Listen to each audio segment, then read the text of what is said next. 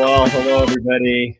And I'm stealing a line from one of our guests that's coming up because I'm first, so I can do whatever I want. Good morning, because it's a new day in Oregon. You guys kick ass. You are not going to believe it. You guys have been out for 10 to 13 days. It depends on who you talk to. And you are not, I'm going to let Ed tell you because he's the chief petitioner on this. But what Ed Deal, one of our representatives in Oregon on the Republican side, but you guys have outdone yourself. People said you couldn't do it. The political pundits said, no way, it'll never happen. You can't get enough signatures. You need 70,116 or some change thing like that. And so we're going to bring Ed on. We also have another member who's been instrumental in this. And then I have a really cool story for you coming up in a little bit. You got to stick around for this one because this is about democracy. Yeah, there's some people in Prineville. We're just out collecting signatures. I got permission from the park. We're out collecting signatures legally. And guess who showed up? Antifa and the No Kings pro-democracy movement and shut them down. Called the cops, the cops that they hate, the cops that they don't want, no more police. Well, they wanted them then, called them, shut them down. So I've got Carrie here tonight, and she's going to tell the story of what happened. And we're just going to, you guys, you know who's watching us like crazy right now? The unions, the SIEU, the OEA, AFL-CIO. They're madder than hell because they didn't think you could do this, and you did it. Our sponsor for the show is Dr. Michael Bratwood, Chris Dental, Eugene, a dentist. He's a great guy. And right now is a really good time to get in and get your appointments because they're slow this time of year. And once the first of the year pops in, they're going to be busier than heck. So this is a really good time. Michael's a great guy. He's a good friend of mine, and he loves what we do and loves sponsoring our podcast. So let's bring Ed on. And I'm also going to bring on, there's Nick. Nick, how you doing? So Nick Stark, and you are with No Tax Oregon. Mm-hmm. Yeah. I'm the director of No Tax Oregon and the executive director of Oregon Freedom Coalition. Which No Tax Oregon used to be under, but is now operating under the PAC. So, yeah. And Ed Deal is representative, one of the chief petitioners. So, Ed, I'm going to let you start off. Just tell people the news. Yeah. Well, it's awesome. I think we are making Oregon history here. This is unprecedented. But in the span of just over 10 days, our all-volunteer grassroots team has gathered over 150,000 signatures. For this effort. And yeah, they did tell us it couldn't be done. They said, I say they, I mean everybody said this was not possible in 90 days, well, much less 10 days. And we're not stopping either, Rick. No. I want to make sure. Yeah. So Ed, tell people this. So how many do you carefully need? Because the Secretary of State's office has been very good to you guys in helping, with information and stuff. But the Democrat Party really wants to get as many of those signatures invalidated as possible. So how many were you planning to get to be safe? So we need as many as we can get for a number of reasons. One, to have a big cushion in case of rejected signatures, but the others to share or to send a message to Salem that we're not messing around and we're not going to take their BS anymore. They cannot defy the will of the voters, but we need 78,116 signatures. Those are valid signatures. And in any petition drive, you're going to have inactive voters, signatures that are illegible, circulators make a mistake, all that stuff. So you can figure that, 15 to 18% of the signatures you gather will be rejected. So we want that buffer, but we want an even bigger buffer. So Nick, why a bigger buffer? Yeah, it's just to show out and show force at this point. The more valid signatures we can have, the better. We don't want to just submit 80,000 valid signatures, right? I think the just shy of 79,000 that we want to submit closer to 150,000 valid signatures, 200,000 valid signatures. So we want to keep going on our goal just to really say that, hey, there weren't just, 250, 300,000 Oregonians that signed this thing. There was, 200,000 or whatever the percentages work out to that signed it, that actually have a voice in this state, that want to make sure that you, Salem, know that our voice is being heard. Because for you guys to gather this many signatures, this is not just Republicans. No, this is not a partisan issue, Rick. It may be led by They try to make it, though. They try to make it that. They are trying to make it that. They want to paint it that way. But when you have 87% of Oregonians that were polled agree that we should have a vote on this, hey, if we have an 87% Republican state now, that's great. We'll make some progress here. But that is truly a bipartisan effort. We have Democrats helping us gather signatures. We have SEIU members helping us gather signatures, by the way. You know how many I've had? We have non-affiliated voters. Yeah. I've had so many emails from people today and messages from SIEU members after that note went out. And they're saying, I wrote them and told them to pull my membership. I think this is going to kick them in the ass. Well, right. They're not happy with me already because I filed an ethics complaint on them for some really unscrupulous behavior during the last long session. Not to mention your report card you gave them. Yes. And then they gave me a report card. And so I gave them a report card. Anyway, they score legislators and I got a D. Oh, yeah. Nick, that sounds like me in high school. Just a bit. Yeah. I would add to that that it's, it's the SEIU members helping us gather signatures, but it's also, ODOT employees signing this petition too. ODOT employees have across the state. Oh, Annette on here, Perkins says, I lost count of how many ODOT workers came in to sign, all the while knowing they will lose their jobs, but signed anyway. Well, I want to clarify, they will not lose their jobs. If a single maintenance worker loses their job, that is on the governor. I want to make that clear to everybody. I don't want ODOT workers going into Thanksgiving worried about their job. Our goal is to get the governor and the legislature back to the table and have a discussion and work out a plan that does not require Oregonians to pay more in taxes and fees. It requires ODOT to change their fiscal priorities to prioritize maintenance. We can do that. But it will take legislative action. And if the governor decides not to act, that is on her. And that's on the Democrats and the legislative leadership. It is not on the petition team. It's not on the voters that voted for this.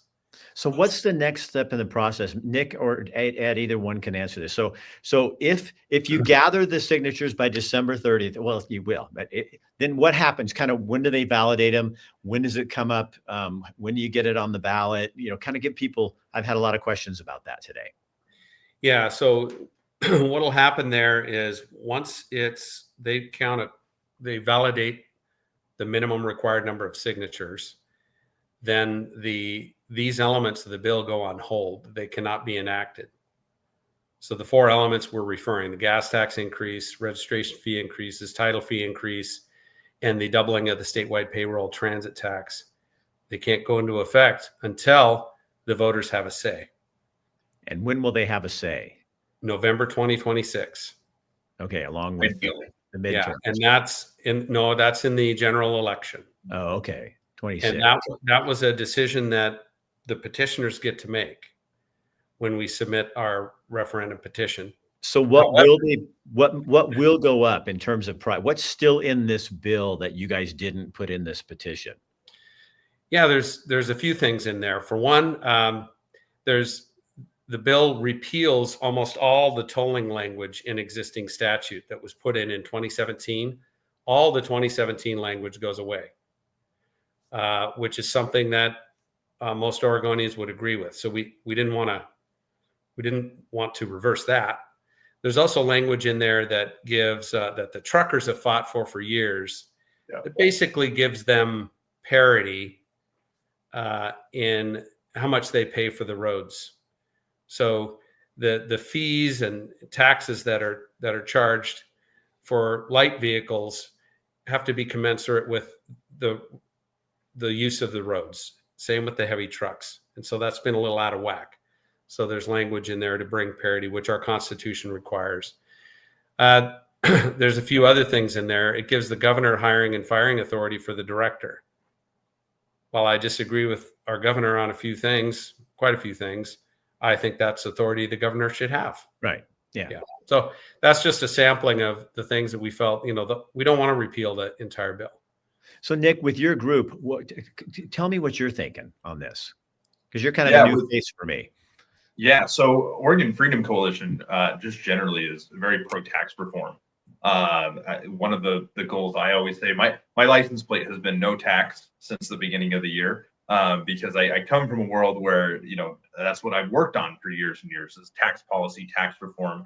And I think that in order to make Oregon a lot more competitive economically, we really got to take a comprehensive look at doing writ large tax reform.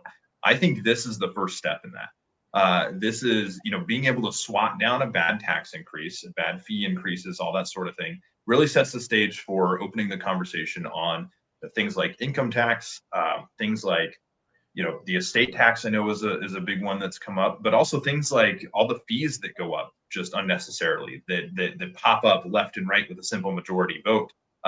In our Constitution, it is written that all revenue raising measures have to get 2/3 majority of the legislature approval.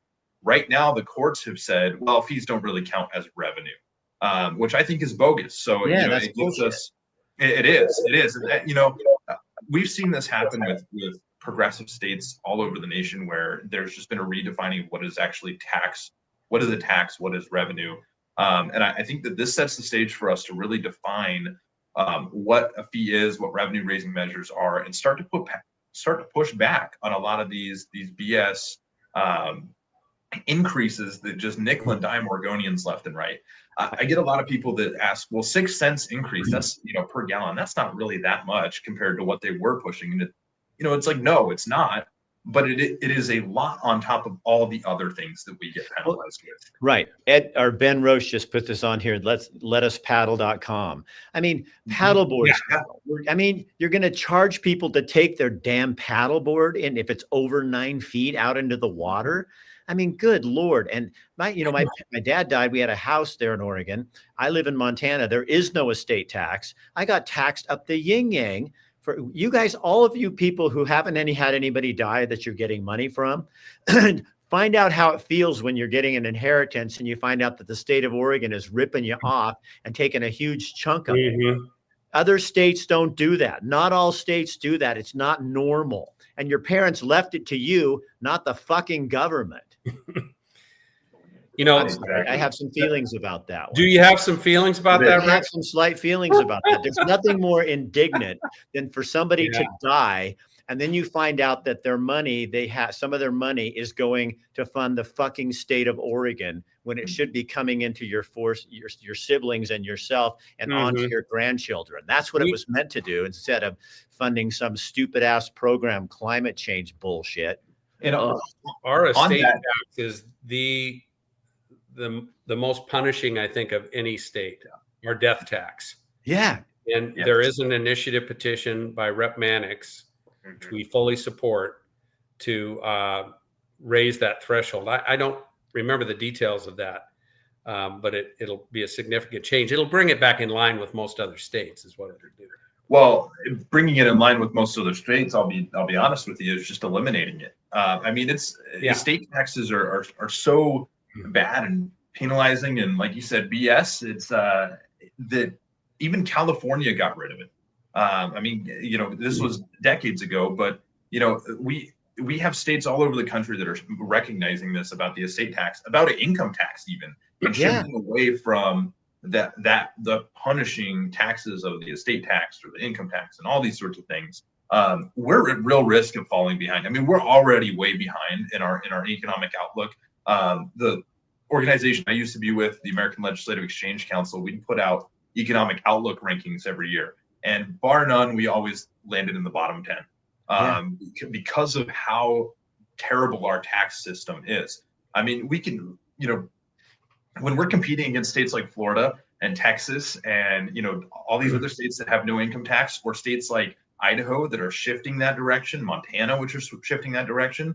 You're not competing. I mean, you can't compete with that. No. Yeah. We have, and when Nick was talking about the fees issue, we have a governor, our prior governor, passed a climate protection plan by executive fiat that is raising the cost of almost everything in this state that uses energy. Yeah. And it's going to drive certain businesses out of here because it makes them uncompetitive. And we need to be talking more about that. And what Nick and I are working on is we just don't believe the governor should have that authority. Well, you know, when is a tax not a tax? When the governor declares it a fee. What somebody just brought up. Hold on. I want to get a name here since I forgot Carrie's earlier today. I don't want to be that guy.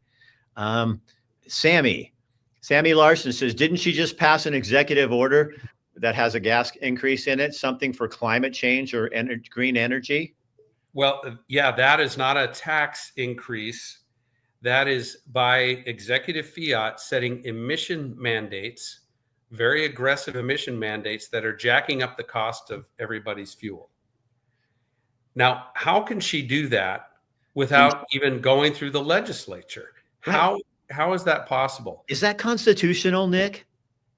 I don't think it is. I don't think a lot of what comes out of the well, maybe we need to get. I talked to Colinda, who's a friend of Ed's and mine. She's a bartender in Lyons, Oregon. I tell you, she's a smart woman, and she's going. If people knew the Constitution, they would be shocked at what's going on in Oregon right now. Because and you know, Nick, maybe we need to get you on and just start talking to you on a fairly regular basis and talking about some of these taxes, because I don't think people even know how much they're paying and getting ripped off because the legislature on the D side, I'm going to stand up for Ed, but they just open the, you know, it's like, oh, well, no, that sounds good. That's a virtue signaling thing. It's, you know, climate change, put climate change on it and everybody will go for it. And it's like, why am I paying for, when I lived in Oregon, why am I paying for subsidies for people to buy a freaking electric car when nobody pays my subsidy? Nobody gives me a subsidy for driving a hybrid. Shouldn't I get something? Maybe you should just pay for your own fucking car.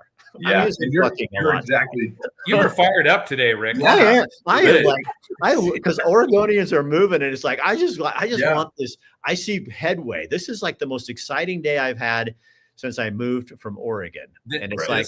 I told people today, you guys are going to make me mad. I want to be angry that I left. I want you to have to deal with God and say, okay, I should have stayed. That's how I want you to succeed. That's how much I love my home state. This is a movement. This is a movement. You guys are so awesome. I mean, Oregon, you are just so freaking awesome. You guys have, you make me want to cry because you did this. I mean, you just did this. And Ed and Nick and, you know, Bruce and everybody involved, Jason, you know, you got to meet Jody volunteers that went out and took their Saturdays or their days and they stood out there because they believe in Oregon and they believe in freedom and stuff. That is like the old pioneer. You're the Oregonians who came over on covered wagons, man, and didn't bitch about their bumpy ride. Yeah. I was talking to little old ladies that were standing out in, you know, the 30-degree weather this last week and collecting signatures and, you know, on the side of the road and everything, and it's overcast and almost raining and it was disgusting. And I'm like, man, good thing I'm here just to stop by, say hello. It's amazing. It's amazing. Oh, my phone's ringing. Okay, hang on. I'm going to bring on another guest. You guys, this is Carrie, and you guys can. I'm going to leave you up here too because you can ask questions too. So this is Carrie. Hi, Carrie. She's one of the crew. One of our crew. Volunteers. One of our thousands. In Prineville, Oregon. She's one of the special ones. And so Carrie wrote me, and well, actually her friend wrote me and said, you got to talk to Carrie. So Carrie and I talked earlier today. Tell people the story of what happened.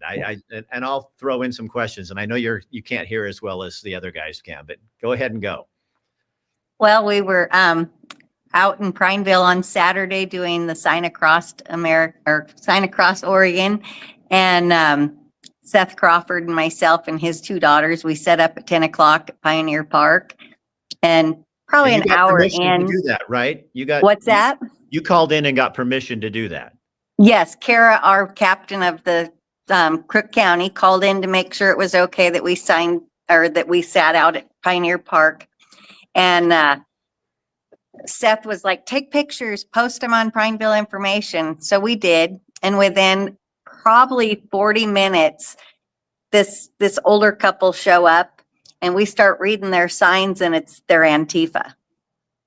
And we're like, no problem. You want to sit next to us? That's fine. Well, next thing you know, we are being called a fascist and that how dumb we were and couldn't believe we were doing that. And we had a few back and forth things with this two older couple. And finally, I just told him, I said, pardon my French, but I said this to them. I said, I'm not going to sit here and listen to your bullshit. This is about Oregon, has nothing to do with Trump, has nothing to do with anything that you're talking about. And I said, the bottom line is you're always preaching about democracy, and yet we're trying to get this on the ballot so we can vote for it. And they kept going.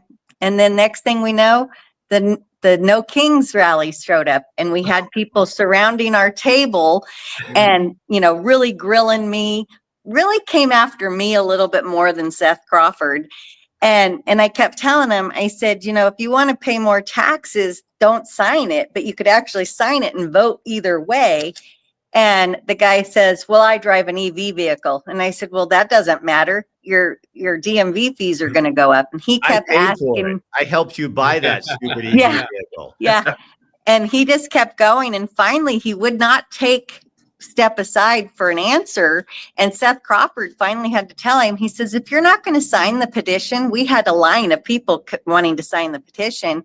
Well, then they got mad. And then the next thing we know, there's probably 50 or 60 of them lined up, pushing into where we're at. Next thing I know, Prineville PD shows up and asks for me by name. And I'm like, what did I do? And they were like, well, are you guys going to cause problems here? And we're like, we were here first. They showed up. Well, somebody called and said, you guys are arguing and fighting with people. And we're like, they're calling us fascists and they're arguing because they have an EV car. I said, I don't know what we did wrong. And then the Prineville PD finally looked at us and said, well, if you guys can get along, that's fine. You can stay. And then about in the same breath said, but we really think you need to leave for your own safety. And you checked in and found out that they never got a permit to be there. None of those people did. Yeah, from what I gather from Kara, she said that she had found out that nobody had ever said that they were going to be there that day. We were the only ones that got permission to be there from 10 to 2 in the afternoon. And we had to leave about 12:15. Again, the police officers were more saying that we were in danger. So we left. The two Antifa people you said you've never seen them in Prineville, and they said they lived there. I've personally never seen them here. Seth, being who he is, he didn't know who they were, but they swore up and down that they were they've lived here their whole life. He did know some of the No Kings protesters that had came in, but he said a lot more of them. He thinks that they just drove in. They called because I had posted that we were there. And did you get any names? No, they wouldn't even sign. They wouldn't even sign the petition. They just wanted to sit there and give us grief. So Ed, go ahead and tell them that you. Oh yeah, you have a little sheet because you guys will be back out there, right, Carrie? Mm-hmm. Yeah, I'm still gathering. But Ed, tell them what you've armed them with. Well, I'd like to talk to the Prineville Police Department on this because you have every right to be there and that is your constitutional right. And so part of our packet that we have for all the volunteers is a letter written by Representative Mannix, Kevin Mannix, an attorney, which clearly spells out a petitioner's constitutional right on public property. And it's in black and white. It's very clear. So they had every right to be there. And the police should have been protecting them from harm, not telling them to move along. It is illegal to impede the signature gathering process. Yes, it is illegal. If they, if you have somebody that takes sheets from you, that's illegal. If you if you impede people from accessing that petition sheet, that is illegal. They have a constitutional right to that. It's very similar to voting, right? So, Nick, I got a question for you. Do you this nobody expected this with this petition drive, but this has opened up a huge can of worms. And I don't, Pandora's box, you can't put Pandora back in. I think Oregonians have seen, number one, the power. Number two, what's going on. It's kind of like COVID did for a lot of parents with school, is they saw what their kids weren't learning and saw what was being taught in the schools. And now that every district that I can think of is having enrollment difficulties and having problems. So do you see this as a good thing for your organization and organizations like that, like Jason's? Absolutely. Well, I opened this call and you stole my line with good morning. I did. I took it. That was so good. I took it. But go ahead. You can redo it. I forgot to call you out on the right off the bat there. But yeah, I've been saying that for about a week or so now, because I think just in the first weekend alone, we got 43,000 signatures. And, it really has just been a different energy in people. It's not like it is this irritation of, we don't want our taxes to go up. We're really eager to sign. It is a bipartisan, nonpartisan effort. But really, I just see something within our own people that would have turned out to sign this anyway, just a different element of hope. And I kind of stole that. It's a new day in Oregon. Good morning. New day in Oregon from the New Day in America, Ronald Reagan campaign, right back in the day. I was not alive yet, but that is the sense of hope and whoa, we really have a chance going forward that I've been feeling and hearing from people throughout the state. So I think that really sets us well in what we've decided to do with our mission with Oregon Freedom Coalition, to really start making a difference on not just this issue, but on every policy issue that we have our fingerprints on.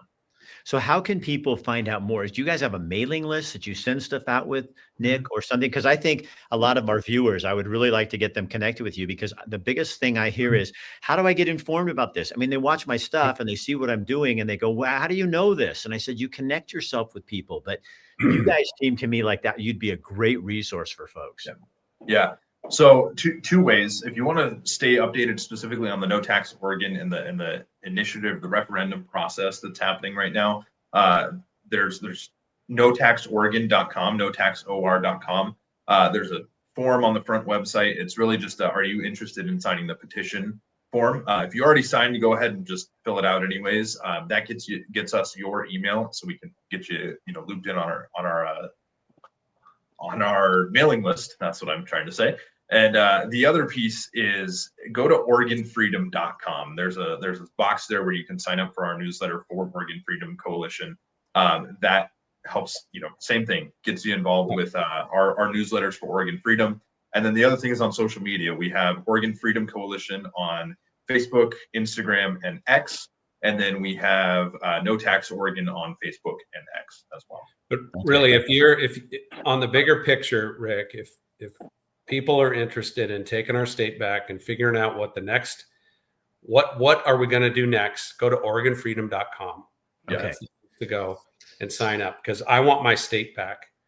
And I've talked to a lot of people, they don't recognize their state anymore. No. And then when they see the egregious, blatant behavior from our legislature, just defying the will of the people, it's like, well, no wonder they're not doing what we want. And they're outraged, and they should be outraged. And it happens all the time. A number of people are coming on here and saying, nothing's going to happen until we get rid of mail-in ballots. And you guys, I think you're wrong. Yes, mail-in is a pain, and it's not working, and it's a problem. But you've already seen what can happen when 150,000 people in 10 days sign something. You can change it. If every Republican and a bunch of non-affiliates who don't even vote, it would have voted in the last election, you would not have these problems. So you have the power. It's in your voice. Quit blaming the mail-in election. And I know I'll take shit for that, But the mail-in election is a problem, and it needs to change because we don't have, well, we have it in Montana for small elections, but we all go to the polling place. ID would be a good thing too. I know I'm a racist, but you know, ID is a great thing. yeah. And but you guys quit focusing. I get so tired. It's response after response. It's always nothing's going to happen. Well, no, something did happen, and we still have mail-in ballots. And you managed to collect 150,000 signatures in 10 days. So Oregon can change despite the mail-in ballot. It's like saying, oh, so when I, you know, one day I'll be better if I just, you know, you be better now. You stop. I look at the math. I get it. There are problems with mail-in ballot. Oh, totally. We need voter ID. We need to verify citizenship. We don't do either of those things, right? Right. But I also look at the math, and I look at we're leaving thousands of votes on the table, tens of thousands, hundreds of thousands of like-minded people who are just not engaged in the process. Wasn't so it part of our 200? job at Oregon Freedom is to wake those people up. Wasn't in the last the presidential election, the last one, wasn't it 200,000 Republicans didn't vote? I think that's about what the number was. The other thing is that there's a broad swath of non-affiliated voters that lean conservative, exist in conservative areas, that exist in even purple areas, that if we stop this messaging that on issues that they don't entirely care about, if we start actually tailoring our messaging to the issues that they do care about, like their gas taxes, affordability, their kids' education, all those sorts of things, they're going to actively participate in the process. But if we're out there talking to them about issues that are really core to conservatives, but aren't top priority for them, they're not going to participate. So that's part of what we're doing with Oregon Freedom Coalition as well. Yeah. How about making a housing affordable, not just for the people that are laying on the streets, which I support that too. But how about my son?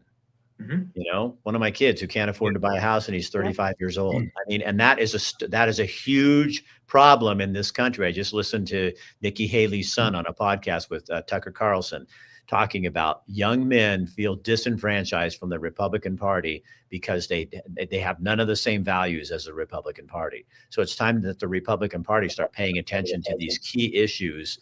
And that's one of them, young males. And yes, they are all colors, even white. Yeah, I know. There I go again. So Carrie. Yeah. How, since you're like one of these people on the street doing this stuff, how are you feeling about all this? You know, it's actually been really fun. I've actually opened up my office here in Prineville and letting them come here. And had some amazing conversations with people on all walks of life, all political parties. It, like we've said earlier, this is a nonpartisan issue here. And so it's really been, other than Saturday, it's actually been really fun to talk to people and meet people that we might be on political differences in some avenues, but we're really all on the same when it comes to raising our taxes and making it unaffordable for people to live here anymore. Because we're all Oregonians. That's what we have in common. I mean, people know you got to pay taxes. It just comes with the territory, but you want to know your money's being put to good use and you want to see some return. And I'm thinking of one business in particular up in Portland. Those guys are desperate up there. And one guy was saying, you know, I came from New York. I paid a ton of taxes in New York. I got something for my money. I come here and I'm paying a ton of taxes and I'm not getting anything for my money. And if something doesn't change, I'm leaving the state. I'm going to Arizona. Well, he's taking business with him. My one son, he does very well in Portland, and they make over a certain amount of money and they have to pay a tax. So if you make over a certain amount of money, you have to pay a tax to help homelessness and all this other stuff. And it's like, oh my God. I mean, Oregon I don't think when I left, you never realize until you're gone and you go, oh, I don't have to pay that. And yeah, it's more expensive for me to register my car here, but I don't have to pay at parks. They see that I have a Montana license plate. I don't have to pay every time I go to a park, every nickel and dime me for everything I'm doing. And now paddle boards, you know, it's like, God, they'll be charging people to take their gun with them. And if you even can have a gun in Oregon, I mean, it's unbelievable. Well, any parting comments from anybody? Because I think we've got people. Ed, what I want one more time to keep gathering those signatures. The team needs to keep doing this. Absolutely, that is so important. We've far surpassed our goal, but we're not done. We want to make sure we have so many signatures. This can't be questioned. We want to give every voter the opportunity. We have people seeking us out. We want to give every voter the opportunity to sign this thing if they want to sign it. And we have volunteers that want to keep going. And you guys took a risk releasing this today. And Ed and I were talking earlier. It was like, do we really want to do this? Because you could lose the steam, but you're also being very transparent. And people want to know that their work is value, has value.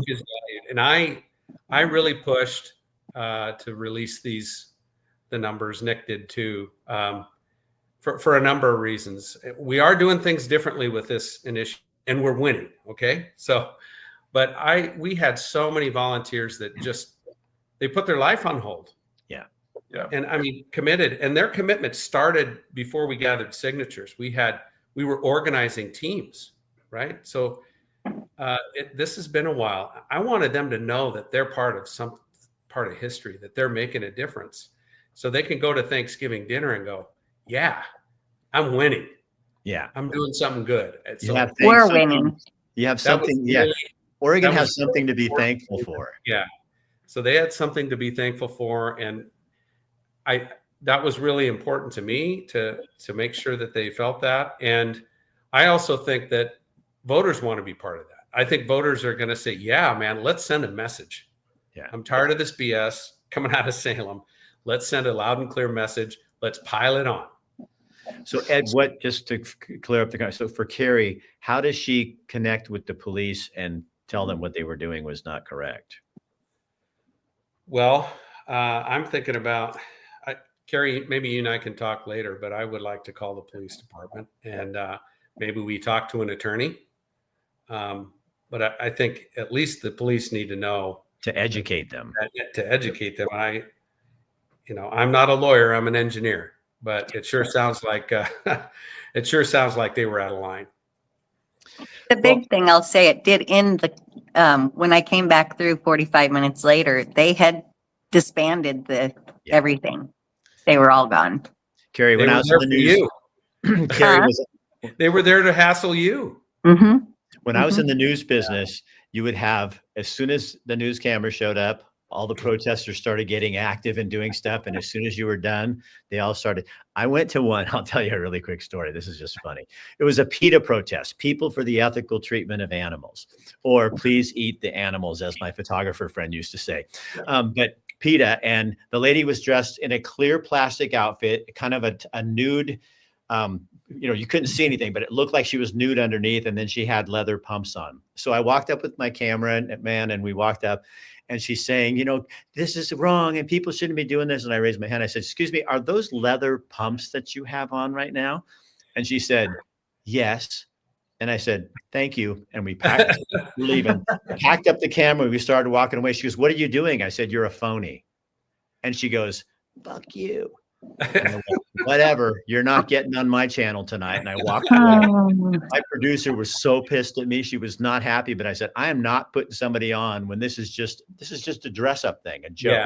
Yeah. You'll have your leather pumps on and a cow. I don't think a cow said you could take my hide and my, for that, you have to kill the animal to take the hide. You don't just get, it's not just like a volunteer part. So anyway, has nothing to do with anything, but it's a funny story. But have you heard of, is it IP33? What's the IP number now? Oh, is this the crazy one? It's going to basically ban all killing. Killing. I think even if you couldn't kill a mouse unless it was in self-defense. A mouse? It's just so absurd. If I have the trap in the basement and like that it was coming after me. What is that? Seriously, where is that at? Do you know? Is that a bill like a? They're gathering signatures. Mm-hmm. Yeah. Okay, if that gets on there, Nick, well, that's not kind of out of your area, but you know. Oh no, I can cover whatever we want. Okay, We if cover that the comes full to gamut. fruition, we will get every ag person. Eastern Oregon will either Oh. win that one or they're going to join Idaho. Yeah. Mhm. They're all on it. We're And gonna win if one. I'm gonna get. Hey Nick, could you? If I know this is like doing business on a live thing, but could you get me a number for somebody? I would love to put that on a podcast because that's just. I mean, Yeah. that's crazy. That's crazy talk. Yeah. So Carrie, was that fun? Thank you for doing that. It has been fun. Thank you guys. I'm a little camera shy, but No, you did great. You're awesome. You're going to be the highlight of the show. It's like, yeah, did you see those three guys on TV and that nice woman? She was so, gosh, she's gutsy, huh? Ed, congratulations. Thanks you for what you do. Thank you. Thank Tell you. Bruce to give Awesome. Jason and Bruce a big pat on the back Oh, from yeah. me. And Nick, thank you. It's great to meet you. I Thank you. I Yeah, think you're going to end up It's being not a over. regular. We got to get these things all tallied up into the Secretary of State, but we are on our way. We still Okay, got a lot of work to do. gentlemen, thank you so much. We appreciate all you guys are doing. Thank Go you. Oregon. See you later. You got. Thank you. So there you go, guys. You're rock stars. You guys did this, and you're people like Carrie, you're people like Nick, you're people like Ed, and you're doing your thing out there, and you should be super proud of yourself. And here's the thing, when you start gaining territory, that's when, all hell breaks loose and people are going to come against you and they're going to say nasty things and stuff like that. It just comes with the territory. I'm not going to say you get used to it, but you understand it.